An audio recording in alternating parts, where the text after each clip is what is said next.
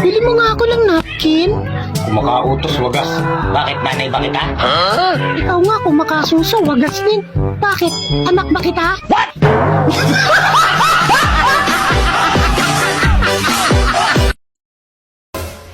Gabi-gabi ka na lang late umuwi. Nagsasawa na ako sa'yo.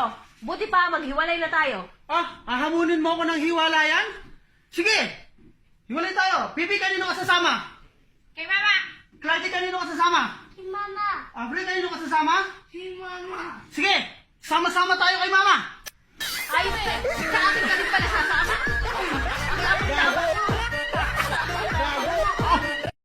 Ano sa hapon ng is this my car? Is this my car? Ano sa hapon yan? Oo, tukoto. Talagang tinatarantado mo ako, Sino no? ba nag-aral? Ikaw. O racket ko to. Isa pang English gagawing hapon. Sure. Serious na. Serious. Ano sa hapon ng is this your noodles? Is this your noodles? Ano sa hapon yan? Mickey Moto? Sarado na yun eh. Ano sa hapon ng kalbo? Bemboroko. Artista yun eh. Sa tatong inihalo sa Tagalog yun. Sa mga hayop naman tayo. Sa hayo. Ano ang baboy sa hapon? Baboy? Yan. Kamukha mo. Sige, tumawa kayo.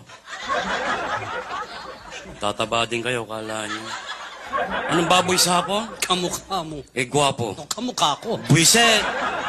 Sa French Eh, tayo. masalo ko sanay. Ingat ka, may mga foreign job, baka makaintindihan tayo. Filipinos are born intellectual. No problem with that. Okay. Ano sa French ang